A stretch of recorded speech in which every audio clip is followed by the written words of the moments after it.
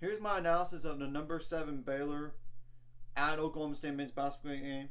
Yes, Baylor blew a lead late, but they're going to have to learn what happened in the last few minutes to not make that same mistake twice going forward. It didn't hurt them in this game, fortunately, but going forward. Obviously, Baylor had a 41-30 lead, 30 point lead at halftime.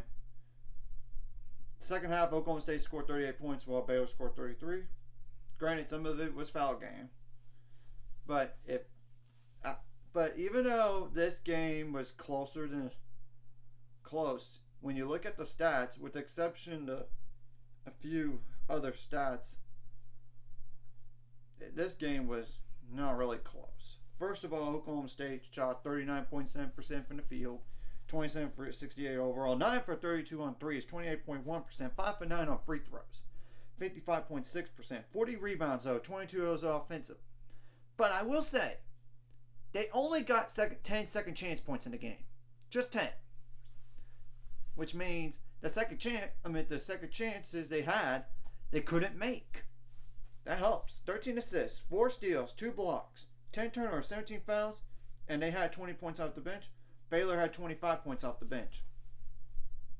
Baylor shot 41.8% from the field, 23 for 55 overall, 11 for 31 on threes, 35.5%, 17 for 20 on free throws, 32 rebounds, 13 of those offensive, 13 assists, 6 steals, 11 turnovers, 17 fouls. And that's including a Scott Drew technical foul. And half the points for Oklahoma State in this game were in the paint. It is what it is, and the problem with the rebounding, I would say, was they were shooting so many threes, Oklahoma State was, that it was just long rebounds. But still, you gotta box out, or it takes a weird bounce. Now, individual numbers. First of all, Langston Love only played 7 minutes, and he had a scratched eye, which is why he never came back in the game. Hopefully, he's ready for the Iowa State game coming up. He was 0 for 1 from the field, which was a 3 and 1 rebound. That's all he had. Now, Flo Thamba had 8 points on 3 for 7 shooting, 2 for 3 on free throws, 8 rebounds, 3 of those offensive, 1 turnover, 5 fouls. That ain't good on the fouls. Jalen Bridges had 14 points on 5 for 10 shooting, 3 for 8 on threes, 1 for 2 on free throws, 4 rebounds, which all of them were on the offensive end. 1 assist, 2 turnovers, 5 fouls. Like I said, we got to be better in foul trouble. I mean, Allen Flagler had 13 points on 4 for 10 shooting, 3 for 7 on threes, 2 for 2 on free throws, 5 rebounds, 6 assists, 2 steals, 1 turnover.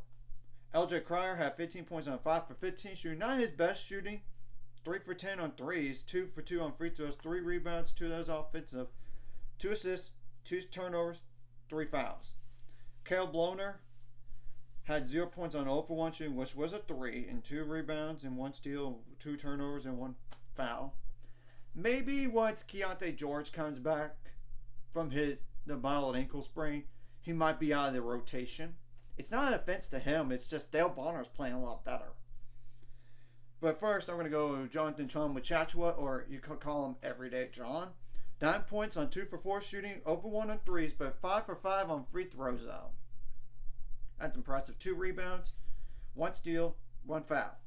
Dale Bonner went off again, and he played 32 minutes, 15 points on 4 for 7 shooting, 2 for 3 on threes, 5 for 6 on free throws, 4 assists, 2 steals, 2 turnovers, and 1 foul. I think Dale Bonner deserves more playing time once Keontae George gets healthy. This team is a better defensive team with him in the game. And it seems like the ball movement is better too. It seems like it. So, that's just my opinion. And they did try to put John and Flo together on the same time. It didn't really work, but it was a nice try, and we had to do something with the foul trouble. Had to. Now, Oklahoma State, you're on the bubble now. I mean, and that isn't a good thing at all, as we all know. You're on the first 4 out. according to the latest bracketology. In your next game, you have to go on the road to Texas Tech. They're playing better recently. Beware. And they're on the next 4 out list. So you cannot lose to them if you want to make the NCAA tournament. I mean, Oklahoma State, you only had like one. After winning the first 4 games in February, you have lost the last 1, 2, 3, 4, 5 games. You're really not playing your best right now. You're really, really not. I mean, now, Baylor, on the other hand, has Iowa State at home. And like I said when the Keontae George injury occurred, Iowa State is reeling right now. They lost to West Virginia last night. They really did. And it's not like it's a bad loss. It's not.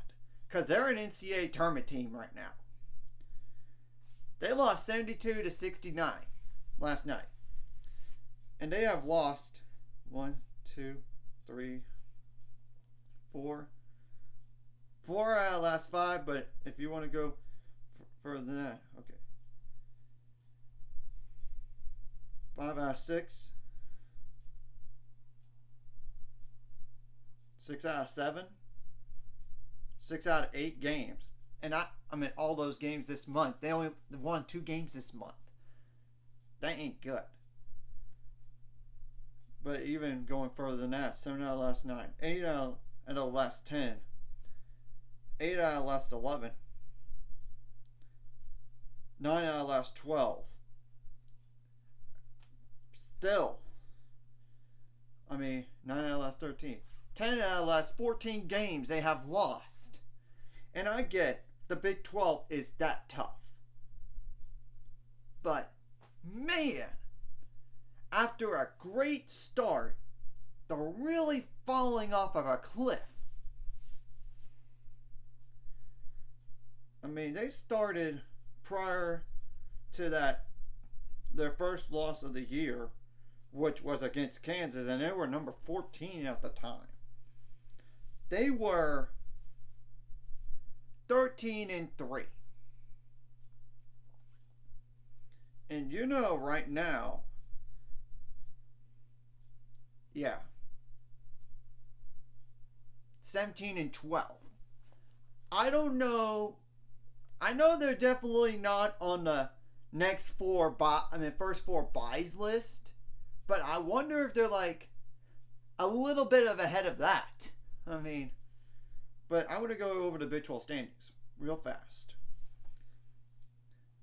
Kansas 12-4, Texas 11-5, Baylor 11-6. Granted, some of these teams don't even play until today or even tomorrow. Kansas State 10-6, and they swept Baylor. I know. TCU 8-8, Iowa State 8-9, Oklahoma State 7-10, West Virginia 6-11, Texas Tech 5-11, Oklahoma 4-12. So right now, according to the latest bracketology, Baylor would be a 2 seed. Win next game against Iowa State, you should be a 2 seed no matter what in the NCAA tournament. Because look at the resume they have this year. It's the truth. Of course, if somehow you won the Big 12 tournament, let's just say if you do, you could be a 1 seed. You could be. But it's a lot of work to do to even get there. And even then, you would have to find a way to get some help too. I mean, and we don't know this when Keontae George will even be back. To be honest, we don't know. The fortunate thing is, we don't have to worry. It's not season ending. It's not. Hopefully, it's not like a day-to-day thing that's going to last the rest of the year.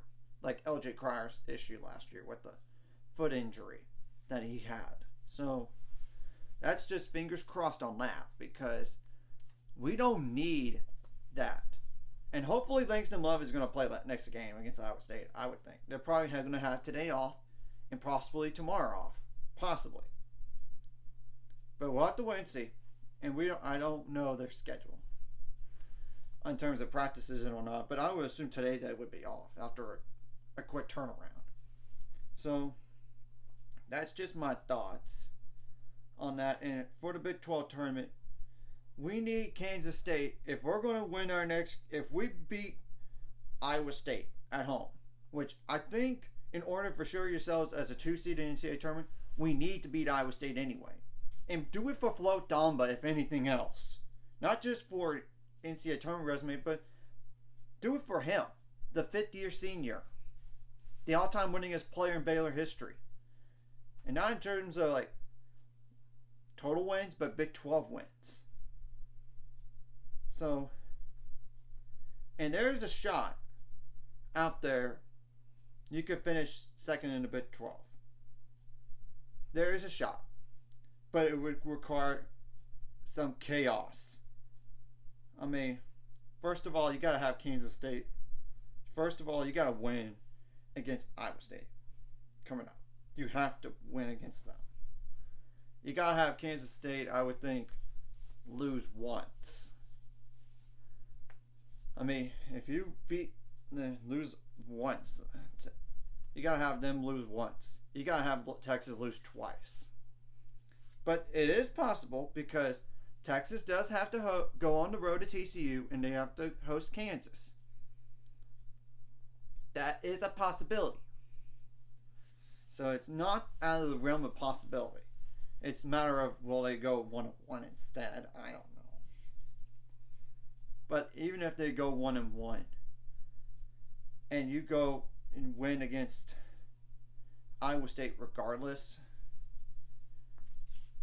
that's the only biggest question. The biggest question would be who would get that edge? Because if Texas were to beat TCU but lose to Kansas, I think we would be ahead of them because we beat Kansas once and they didn't. I would think so. But the problem is if Texas were to lose to just TCU and they beat Kansas, then it's anybody's game at that point. I mean, it really is. Unless Kansas goes 0-2 and Texas goes 1-1, and let's just say Kansas State loses once, which is possible because they have to go on the road to West Virginia and they have to play Oklahoma, who is Oklahoma. I mean, first of all, Oklahoma's at home, and Oklahoma defeated Iowa State at their place, so they can't take them for granted. And you have to go on the road to West Virginia, and they're on the first 4 byes list right now.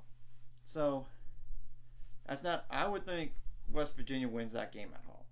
I think they'd find a way to win. So I think Kansas State's going to lose one regardless. I think so, but I don't know so.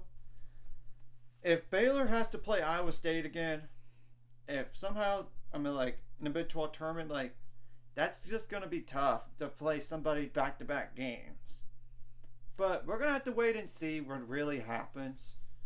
Because we know all those games in the Big 12 are going to have to not only play itself out, and we know on Saturday, I would think by late Saturday, you're going to know by about 7 o'clock or 8 o'clock, we should know the tournament schedule in terms of who's got the head-to-head deal on everything. So, and there's some chance out there, and regardless, Baylor, you need to find a way to protect home court one last time. That way you guarantee yourself a 2 seed regardless, because then no matter what happens in the Big 12 tournament, it's all good. I just rather have not to worry about you have to win one game in the Big 12 tournament. I mean, Anyways, if you like this content, hit like and subscribe, and see you guys later. It's 500 subscribers. We're on the road to it. Let's go.